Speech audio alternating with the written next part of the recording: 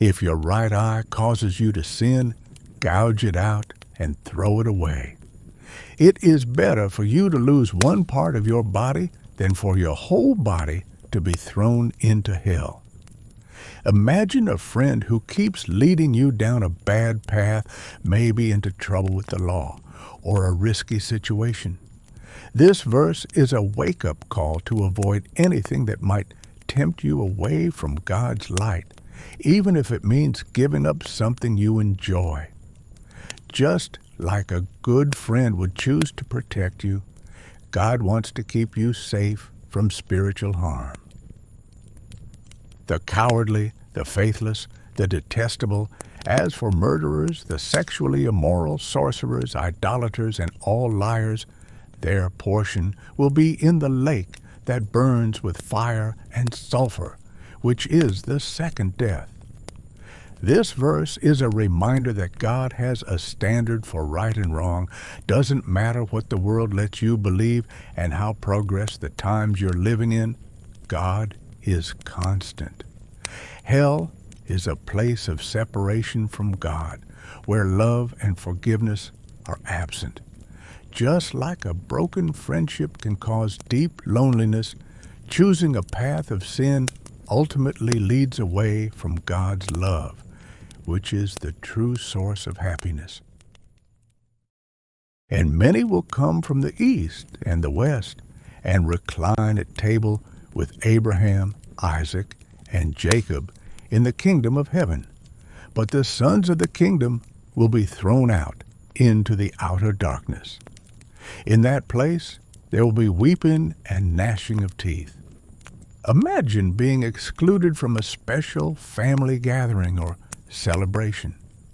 This verse describes the deep sadness of being separated from God's love and the blessings He offers. Just like missing out on a joyful event would cause disappointment, hell represents the ultimate loss of God's presence and the joy it brings.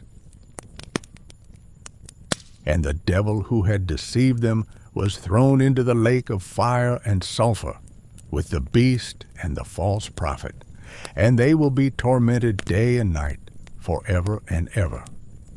This one highlights the fate of those who oppose God. It portrays hell as a place not just for humans, but also for demonic forces. The phrase, day and night, forever and ever, reinforces the unending nature of this torment. It's important to remember that the Bible's primary message is one of love and redemption. While these verses describe the severity of hell, they also serve as a wake-up call to choose the path towards God. Depart from me, you cursed, into the eternal fire prepared for the devil and his angels. This verse from Matthew presents a different perspective on hell. Here, Jesus describes it as a place originally intended for Satan and his followers. However, those who reject God's path ultimately end up sharing this fate. It's a place of separation, not just from God's love, but also from the peace and joy He offers. Their worm does not die, and their fire is not quenched, and they will be a loathsome sight to all flesh. This verse from Isaiah uses vivid and unsettling imagery to describe hell. The worm and fire represent constant torment and destruction. The phrase loathsome sight highlights the total spiritual decay that occurs in hell. The worm might also symbolize guilt eating away at a person's conscience, while the fire could represent inner anguish from rejecting God's love.